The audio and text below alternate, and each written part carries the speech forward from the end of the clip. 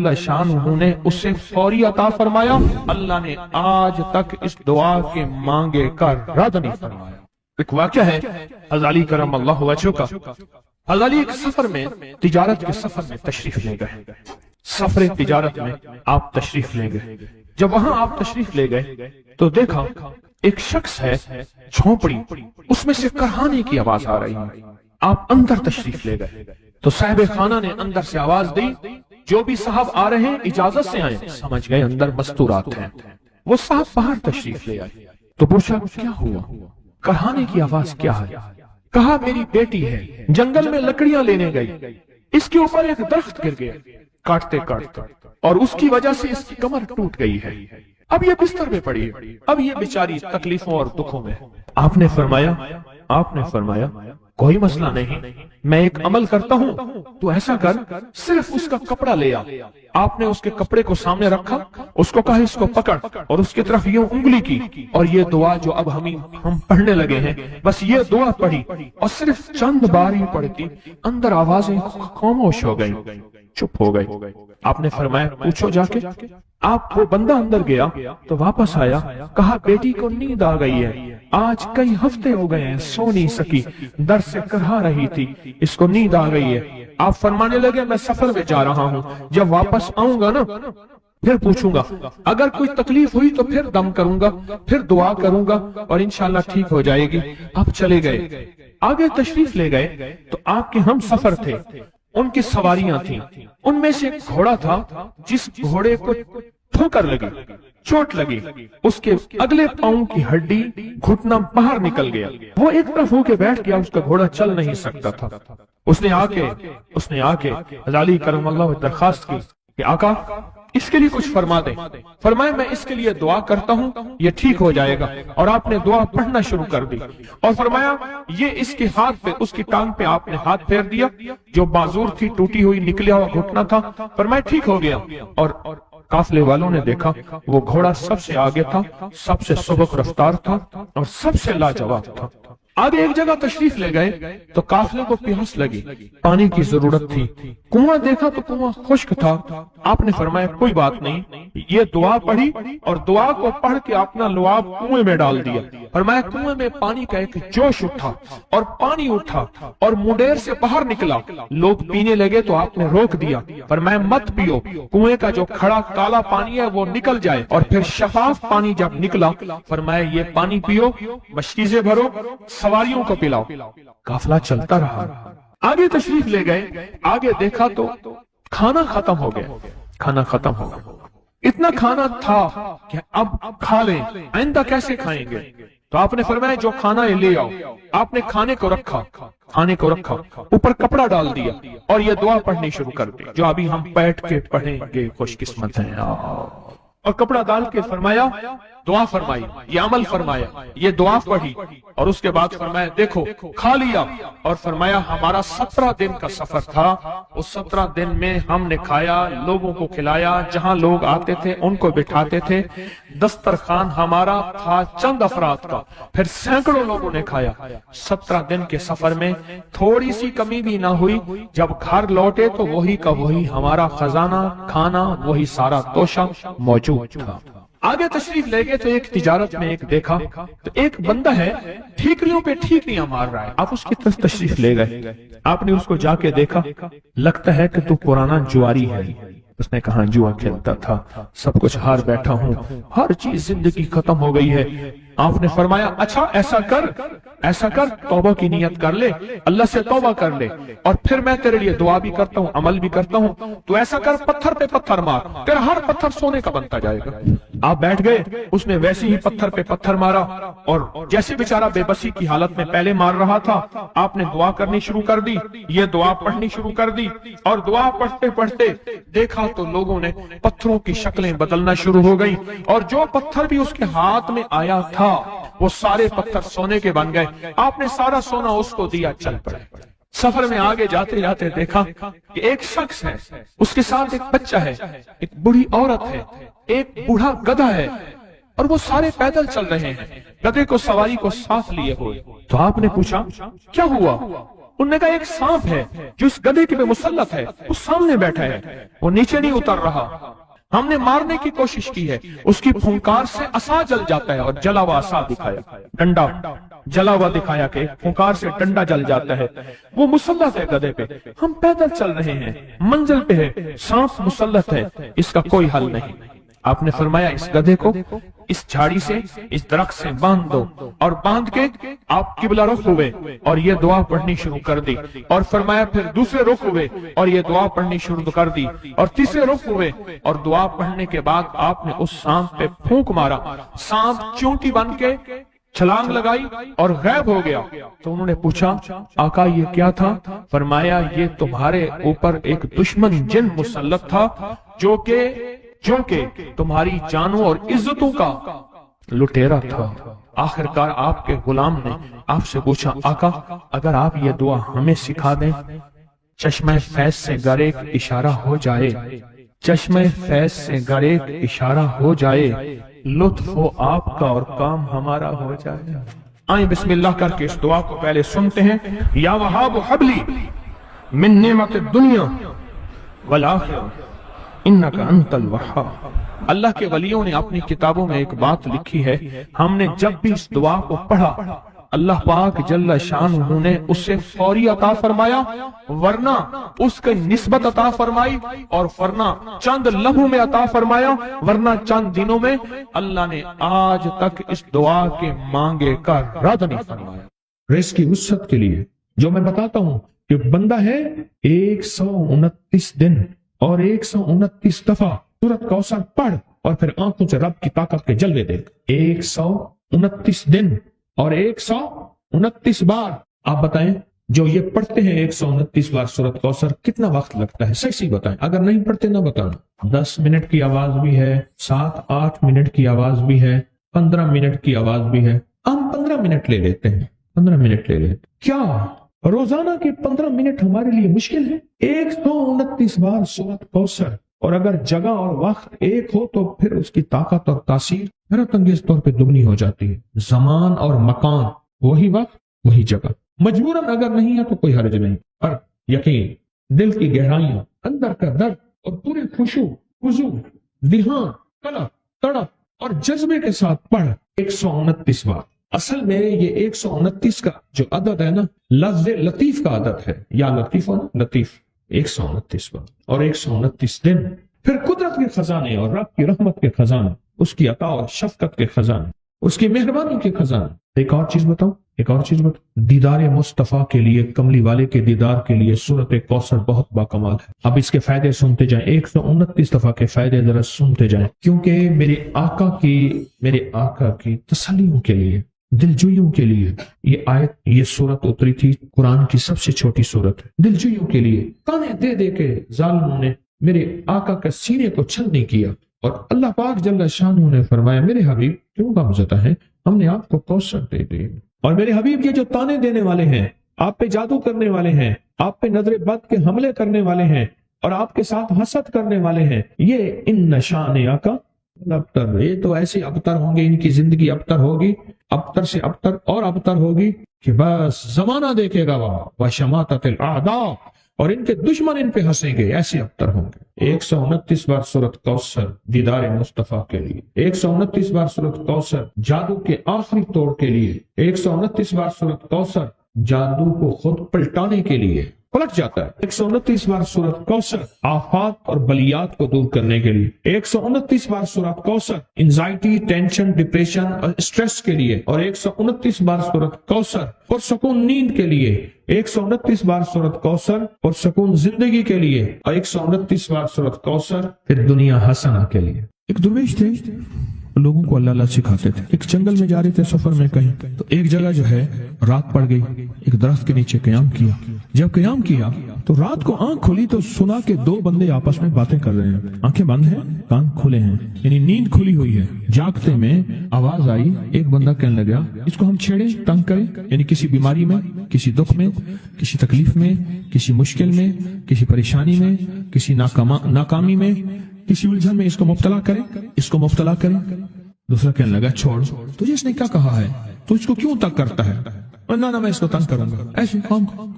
جاتے جاتے کسی کو انگلی لگا دی، کسی کے آگے پاؤں کر دیا، پاؤں کے بل گر گیا، کوئی کیا کر رہا ہے۔ بعض لوگوں کا مزاج ہوتا ہے، یہ لوگوں کے مزاج میں کمی ہے، شیاطین کا مزاج ہی یہی ہے، اس لیے جو اس مزاج کا بندہ اس کو شیطان کہتے ہیں۔ ہاں عمومی معاشرے میں نا وہ بڑا شیطان آدمی، اس کا کام لوگوں کو تکلیف دینا ہے، تو اس نے کہا اس کو تکلیف نہ دے۔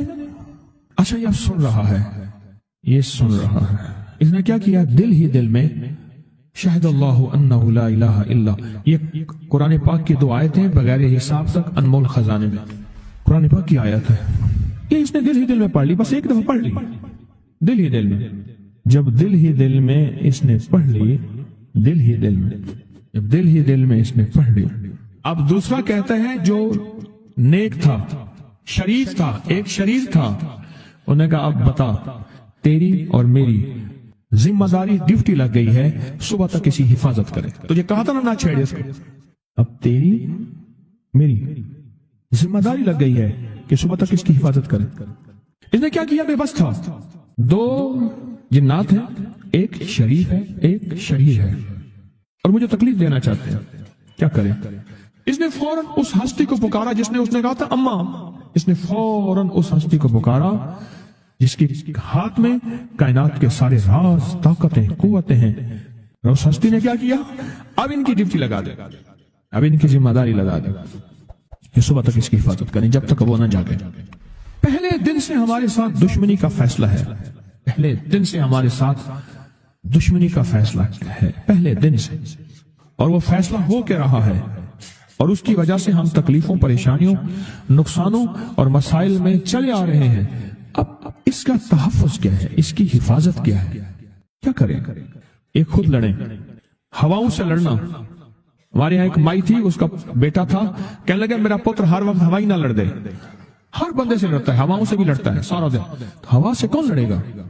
ہم خود کہتے ہیں ہوائی چیزیں، جنات کا نام ہم نے ہوائی چیزیں بھی رکھا ہوا ہے، کہ ایسی چیزیں جو ہوا کے جھونکے کی طرح نظر نہیں آتی۔ ہمارے معاشرے میں جنات کو ہوائی چیزیں بھی، اوپر کی چیزیں بھی کہا جاتا ہے، ہوائی چیزیں بھی کہا جاتا ہے۔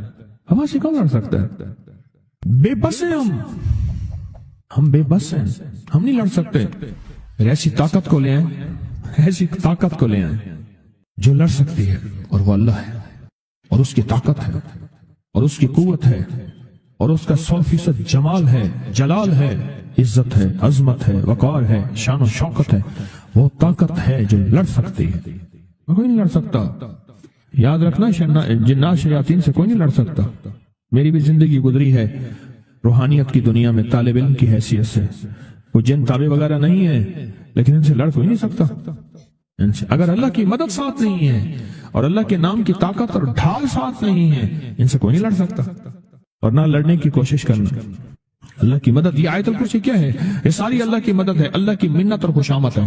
ترجمہ اٹھا کے دیکھ، یہ آیت الکرسی ساری میری اللہ کی منت اور خوشامد ہے۔ اللہ لا الہ الا هو الحی القیوم، مولا تیرے علاوہ ہے ہی کوئی نہیں، لا الہ الا الحی، تو ہمیشہ زندہ ہے، موت نہیں، القیوم، سب مٹ جائیں گے تو قائم ہے، لا تاخذہ سنہ، اے مولا تو وہ ہستی ہے جسے نہ نیند آئے نہ اونگ آئے، ولا نوم، لہو ما فی السماوات و ما فی الارض، ساری کائنات، ساری زمینیں، سارے آسمان مولا تیرے ہی ہیں، حکومت تیرے پاس ہے۔ من ذا الذی یشفع عندہ الا بإذنہ، کون ہے جو سفارش کرے، تیرا امر ہوگا تو سفارش ہوگی، تیری حکومت طاقت کے سامنے کوئی بندہ نہ ہل سکے، نہ آنکھ اٹھا سکے۔ یعلم ما بین ایدیہم وما خلفہم، تو ہمارا پچھلا ڈیٹا بھی جانتا ہے، تو ہمارا اگلا ڈیٹا بھی جانتا ہے۔ ہماری پچھلی کیمرے کی ساری ریکارڈنگ تیرے پاس ہے، ہماری اندھیرے اجالے تیرے پاس ہیں، ہماری صبح شامیں تیرے پاس ہیں، ہمارے دل کے تصورات تیرے پاس ہیں، دل کی سوچیں اور خیالات تیرے پاس ہیں۔ ولا یحیطون بشیء، اور تیری طاقت ہر کسی پہ غالب ہے، احاطہ کیا ہوا ہے، الا بما من علم، الا بس تیرے علم میں ہے۔ وسع کرسی، تیری کرسی بڑی وسیع ہے، تیرا اقتدار بڑا وسیع ہے، تیری حکومت بڑی وسیع ہے، تیرے پاس کئی سکندر آئے اور گئے، کئی سکندر آئے اور گئے۔ میں خوارزم میں گیا، وہاں بخارا سے آگے، بہت آگے، وہاں کا سفر تھا جہاز کا، بہت آگے، وہاں کئی میلوں میل، وہاں ایک شہر تھا، اس کا نام تھا نوراتا۔ شیخ ابوالحسن نوری رحمت اللہ علیہ، ہماری بڑوں کی کتابوں میں ان کے تذکرے آتے ہیں، उनका वहां मजार था और लोग उनके यहाँ आके 9 रातें गुजारते थे और वो अल्लाह अल्लाह सिखाते थे। ये बड़ों के होते थे। जैसे साल के बाद, ये भी आज राज बता दूं, साल के बाद बुजुर्ग हर कोने, हर करिए, हर गोशे में निकल जाते थे, लोगों को अल्लाह अल्लाह सिखाते थे। एक जगह मखसूस होती थी, मुर्शिद का आस्ताना, साल के बाद वहीं जमा होते थे और एक दूसरे से मिलते थे, मेल जोल होता था। इस मेल जोल का नाम है मेला। मिलना, मेल जोल। अब वो मेला बनते बनते कहानी निकल गई। मेले का नाम आते ही फौरन सर्कस आती है। हालांकि मेला क्या था, मिलते थे, फलां इलाके के हालात क्या हैं, फलां गांव के, फलां करिए के, फलां शहर के क्या हालात हैं, वहां लोगों की दीनी हालत, ईमानी हालत क्या है, वहां क्या बातिल कुफ्र है, वहां क्या निजाम है, क्या एक दूसरे से मिलते हालात बताते थे। फिर चंद दिन साथ रहते थे, एक दूसरे से हालात लेके फिर लोगों को अल्लाह अल्लाह सिखाने निकल जाते थे। फिर साल के बाद इकट्ठे होते थे। इसका नाम था मेला। इसका नाम था मेला। और उसका नाम क्या था, पहले क्या बताया मैंने, नवरात्र। नवरात्रे किसी दुर्वेश के पास आते थे, अल्लाह का नाम भी सिखाते थे, दम भी करते थे, दुआ भी करते थे, उसको अल्लाह अल्लाह भी कराते थे। भला चंगा, सेहतमंद, तंदुरुस्त, मसाइल को हल पाके चला जाता था। ये था नवरात्र। शेख अब्दुल हसन नूरी रहमतुल्लाह अलैह, 9 रातों में लोग आते थे। मैं कहना ये चाह रहा था, उनके मजार के ऊपर एक बहुत बड़ा किला था, अंग्रेज उसके ऊपर सारे चढ़ रहे थे, ऊंचा किला था। मैंने अगला सफर करना था, मैं किले पे ना गया। मैंने कहा किसका है, उसने कहा सिकंदर आजम का किला है। आज से कई हजार साल पहले उसने ये किले बनाए थे, ये उसकी कुर्सियां थी। एक मेरे रब की कुर्सी है, वसिया कुर्सी, वसिया कुर्सी। सिकंदर के किले हैं। सिकंदर कहां कहां आया, न गोरे सिकंदर न रही कब्रे दारा, न गोरे सिकंदर न रही कब्रे दारा, मिटे नामियों के निशान कैसे कैसे, जमीन खा गई आसमां कैसे कैसे, न गुल है न गुंचे न बूटे न पत्ते, हुए बाग नजरे खिजा कैसे कैसे, हर एक दिल पे है दाग नाकामियों के, निशान दे गया बेनिशान कैसे कैसे। उसकी कुर्सी है। कहते मैंने आयतल कुर्सी पढ़ी है, आयतल कुर्सी पढ़ी थी, मैं देखो मेरी क्या मदद हुई, आयतल कुर्सी पढ़ी थी, देखो मेरी क्या हिफाजत हुई। बस आयतल कुर्सी पढ़नी थी, वो चीज यूं चली गई। आप अपना वाक्य सुनाते। वो आयतल कुर्सी बुनियादी तौर पे मेरे रब की सारी मिन्नत और खुशामत है। वह हुवल अलीयुल अज़ीम, मौला तेरा उलुल अज़्म, अजमतें और तेरी किबरियाइयां मैं बयान नहीं कर सकता। यहाँ बंदा आके ना ऐसे हाजिज आके हाथ बांध जाता है कि बस मेरी बस हो गई, मैं तेरी अजमतों को बयान नहीं कर सकता। जब हम बेबस हो जाएं, फिर ऐसी ताकतवर चीज को पुकारें जिसके पास इख्तियार भी हो, अख्तियार भी हो, ताकतें कुव्वतें भी हो और जवाल ना हो, सरमदी जावेदानी हो। ऐसी ताकत जिसको जवाल ना हो, उसको। ख्वाजा हसन निजामी थे, हजरत निजामुद्दीन औलिया रहमतुल्लाह अलैह के मजार के गद्दी नशीन थे। आज से तकरीबन 70 साल पहले मजार के गद्दी नशीन थे। कलमकार भी थे, शायर भी थे, एक अच्छे इंसान, भले आदमी थे। वो अपना वाकया सुनाते हैं। वो कहते हैं कि मैं सो रहा था, मैंने महसूस किया कि मेरा जिस्म से गोश्त खत्म हो गया, कई सालों का मुर्दा हूं और मेरी हड्डियां हैं, सिर्फ हड्डियां हैं। और इन हड्डियों के इर्द गिर्द कोई बंदा है, आ गया, इर्द गिर्द बंदे आ गए, बहुत सारे अफराद आ गए और मुझे कोड़े से मार रहे हैं। मैं चीख रहा हूं और मेरी आवाज कोई नहीं सुन रहा। उन्होंने चंद बार कोड़े मारे ही थे, थोड़ी देर हुई, गूंज पैदा हुई और उस गूंज के अंदर एक लहरें थी जो आके उनको लगी और उनके हाथ से कोड़े गिर गए। फिर लगी वो खुद गिर गए, फिर लगी वो मिट्टी हो गए, फिर लगी वो गूंज आ रही है, करीब आ रही है, करीब आ रही है, करीब आ रही है और उनकी मिट्टी उड़ गई। और वो फिर लगी, वो सफा हस्ती से मिट गए। वो गूंज आके मुझे लगी, राहत का जरिया बन गई। जो कोड़ों की तकलीफ थी वो ठंडक और आके वो मेरे ऊपर छांव बन गई और मैं उसमें दब गया, मैं उसमें छुप गया। मैंने पूछा क्या था? कहा तेरे हासिद थे, तेरे दुश्मन थे, जादूगर थे, जालिम थे, तकलीफ देने वाले, तुझे मिटा देने वाले, तेरे साथ इंतकाम लेने वाले, तेरी खुशियों को खत्म करने वाले, तुझे गम के जहर का प्याला पिलाने वाले, तेरी राहत को छीनने वाले, तेरी जिंदगी को तल्ख बनाने वाले, तेरी खुशियों पे खुश न होने वाले, ये सारे के सारे वो जालिम थे। और कहा ये क्या था? कहा किसी बेचैन की दुआ आई थी, तेरा काम कर गई। कहा वो कहां से आई थी? कहा तुझे खबर ही नहीं, तूने किसी बेचैन को राहत पहुंचाई थी और राहत अल्लाह की बारगाह में इतनी वजनी बन गई کہ اللہ نے اس کی دعا کو تیرے لیے راحت کا ذریعہ بنایا، تو نے اس کو راحت پہنچائی تھی، اس کی دعاؤں نے تجھے راحت۔ ہمیں دعاؤں کی ضرورت ہے، ہمیں دعاؤں کی ضرورت ہے۔ کہا سن لینا، آج ایک موتی دے رہا ہوں، ساری زندگی یاد رکھنا۔ کہا جو مرشد کی اور والدین کی سختیوں اور تلخیوں کے باوجود بھی دل سے تابعداری کرتا رہا اور خدمت کرتا رہا، مرشد کی اور والدین کی سختیوں اور تلخیوں کے باوجود تابعداری کرتا رہا اور خدمت دل سے کرتا رہا، اور میں اللہ جل شان ہو اسے بغیر مشقت کی ولایت دیں گے۔ یہ مجھے کسی نے بتایا ہے، 100% بتایا۔ مرشد کی اور والدین کی سختیوں اور تلخیوں کے باوجود بھی 100% خدمت کرتا رہا اور تابعداری کرتا رہا۔ یہی الفاظ ہیں، اور یہی کے الفاظ یاد رکھیے گا کبھی پوچھوں تو۔ 100% خدمت کرتا رہا، تابعداری کرتا، سختیوں اور تلخیوں کے باوجود۔